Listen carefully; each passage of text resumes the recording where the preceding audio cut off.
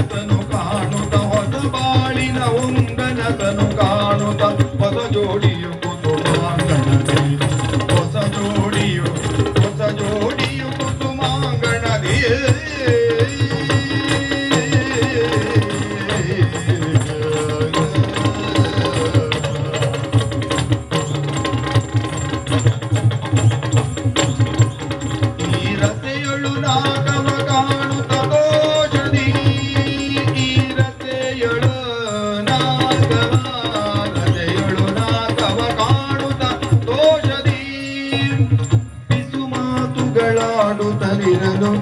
ಪಿಸು ಮಾತುಗಳ ಪಿಸು ಮಾತುಗಳ ಆಡುತ್ತಲಿರಲು ಇದು ಬ್ರಹ್ಮನು ಬರೆದ ಅನುಬಂಧ ಅನುಗಾನವು ಇರಲಿ ಆನಂದ ಇದು ಬ್ರಹ್ಮನು ಬರೆದ ಅನುಬಂಧ ಇದು ಬ್ರಹ್ಮನು ಬರೆದ ಅನುಬಂಧ ಅನುಗಾನವು ಇರಲಿ ಆನಂದ.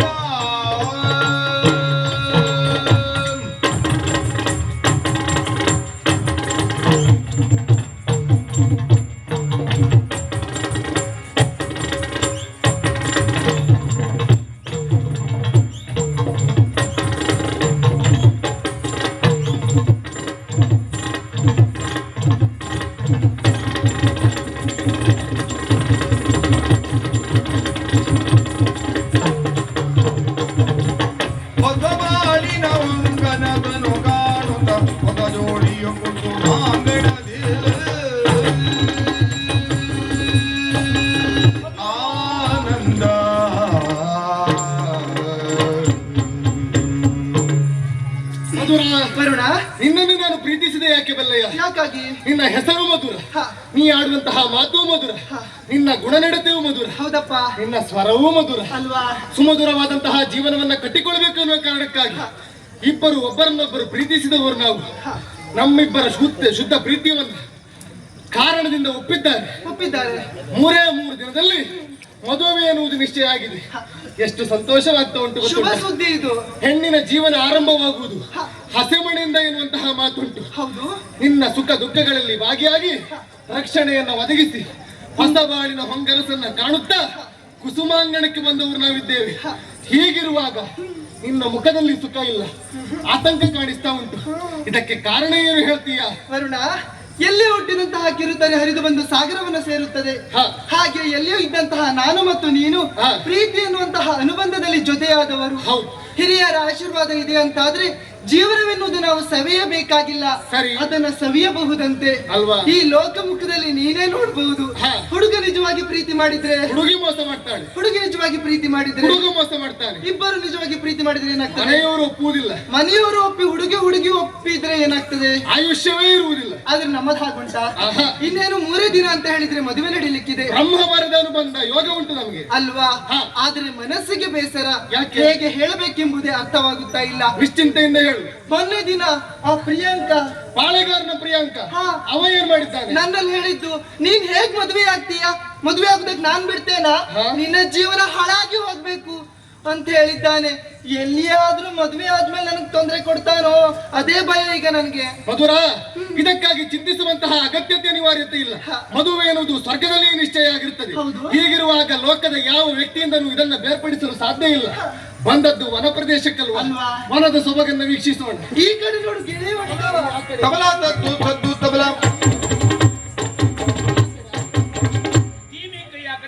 ಇಲ್ಲಿ ಮಂಗ ಉಂಟು, ಅದರ ಸೊಟ್ಟು ನೋಡು. ಎಲ್ಲಿ ತಂದು ನಿಮ್ಗೆ ಹೇಳಿದ್ದಲ್ಲ. ಏನ್ ಅಕ್ಕ ತಂಗಿ ಏನ್ ಮಾಡ್ತೆ? ಬಾಯಿಗೆ ಸ್ವಲ್ಪ ನೀರ್ ಹಾಕೊಂಡು ತೊಳ್ಕೊಂಡ್ ಬಾ ಮೊದ್ಲು ನೀನು. ಅದಿಲ್ಲದೆ ಇದ್ರೆ ಬೇರೆ ಏನಾದ್ರು ಹಾಕು. ತಿರ್ಕೊಡಿ. ಅಲ್ಲ, ನನ್ನ ನೋಡಿದ್ರೆ ಅಕ್ಕ, ಇವನ್ ನೋಡಿದ್ರೆ ತಮ್ಮ ಅಲ್ವಾ ನಿನ್ ಕಣ್ಣಿಗೆ? ಅಣ್ಣ ತಂಗಿಯ? ಎರಡೂ ಅಲ್ಲ, ನಾವಿಬ್ರು ಪ್ರೇಮಿಗಳು. ಇದು ಪ್ರೇಮ ಲೋಕ.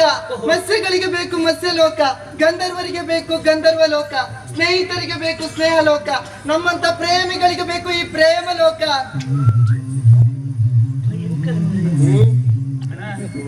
ಜೋರಿತ್ತು ನೀವು ಒಂಚೂರು ಜಾಗೃತಿ ಮಾಡ ಜೋರು ಹುಟ್ಟರ ಮಕ್ಳ ಹತ್ರ ಕೇಳ್ಕ ಓ ನಿಮ್ಗೆ ಪ್ರೇಮಲ್ ಹೌದು. ಈಗ ನೀನು ನಾನು ಅವಳನ್ನು ಪ್ರೀತಿ ಮಾಡ್ತಾ ಇದ್ದೇನೆ. ಅವಳು ಹಾ? ಯಾರನ್ನ ನಾನು ಅವಳನ್ನು ಪ್ರೀತಿ ಮಾಡಿದ್ಮೇಲೆ ಅವಳು ನನ್ನನ್ನೇ ಪ್ರೀತಿ ಮಾಡುದಲ್ವಾ? ಇವನನ್ನೇ ಪ್ರೀತಿ ಮಾಡೋದು ನಾನು. ಆಯ್ತು ನಾನು ಇವನನ್ನೇ ಮದುವೆ ಆಗ್ತೇನೆ. ಸರಿ ಸರಿ ಸರಿ ಸರಿ ಸರಿ ಹೌದಾ ಜೋರಿತ್ತು ಇರ್ಲಿ ಈಗ ಮದುವೆ ಯಾವಾಗ ಮದುವೆ ಇನ್ನು 3 ದಿನದಲ್ಲಿ ಮದುವೆ. 3 ದಿವಸ ಮದುವೆ ಹೌದು. ವಿಶೇಷ ಕಾರ್ಯಕ್ರಮ ನಾನು ಅವಳಿಗೆ ತಾಳಿ ಕಟ್ಟುವುದು. ತಾಳಿ ಕಟ್ಟಿದ ಆ ಬಳಿಕ ಒಳ್ಳೆ ಭರ್ಜರಿ ಊಟ ಉಂಟು, ಅದೇ ನಮ್ಮಲ್ಲಿ ವಿಶೇಷ. ನೀವು ತಾಳಿ ಕಟ್ಟದೇ ಇದ್ರೆ ಬಂದವರು ಯಾರು ಊಟ ಮಾಡುವ ಹಾಗೆ ಇಲ್ಲ. ಮದುವೆ ಆದ್ಮೇಲೆ ಊಟ ನಮ್ಮಲ್ಲಿ. ಓಹೋ ಹಾ ತಾಳಿ ಕಟ್ಟಿದ ಮೇಲೆ ಹೌದು.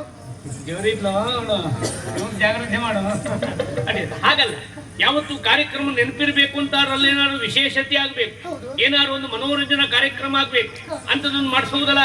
ಮನೋರಂಜನೆ ಕಾರ್ಯಕ್ರಮ ಮಾಡಿಸ್ಬೇಕಂತ ನಮಗುಂಟು. ಹೌದು. ಖರ್ಚೆಷ್ಟಾಗ್ತದೆ? ಖರ್ಚೆಷ್ಟಾಗ್ತದೆ?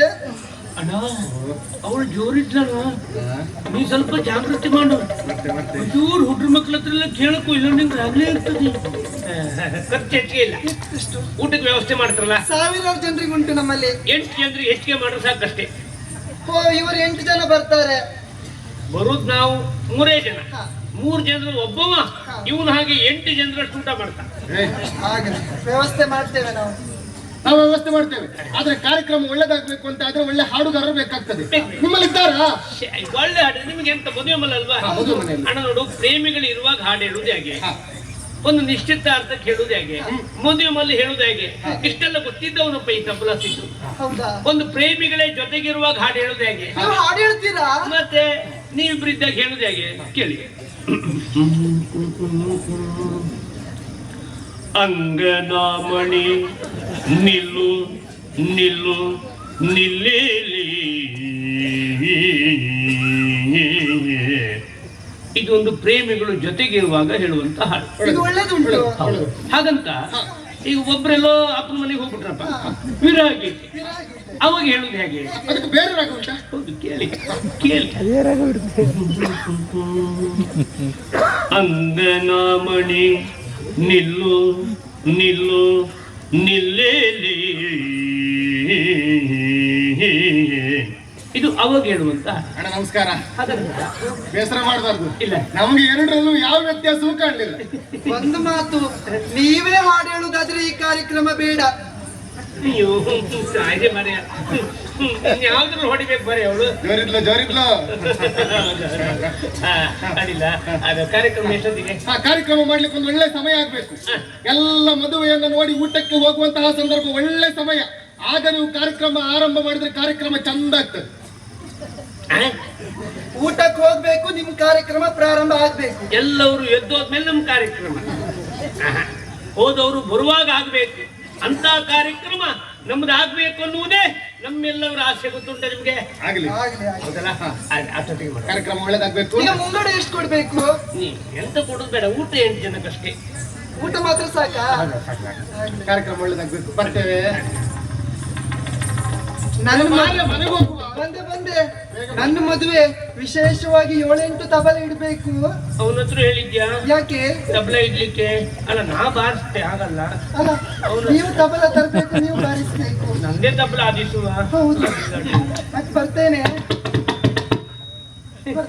ಅದಿವ್ಸ ಹೀಗೆ ಮಾಡ್ತೀಯ, ಅವನ ಜೊತೆ ಮದ್ವೆ, ನನ್ ತಬಲೇ ಬಾರಿಸ್ತಾ ಇರ್ತೀಯ. ಅವನ ಜೊತೆ ಏನೇ ಆಗಲಿ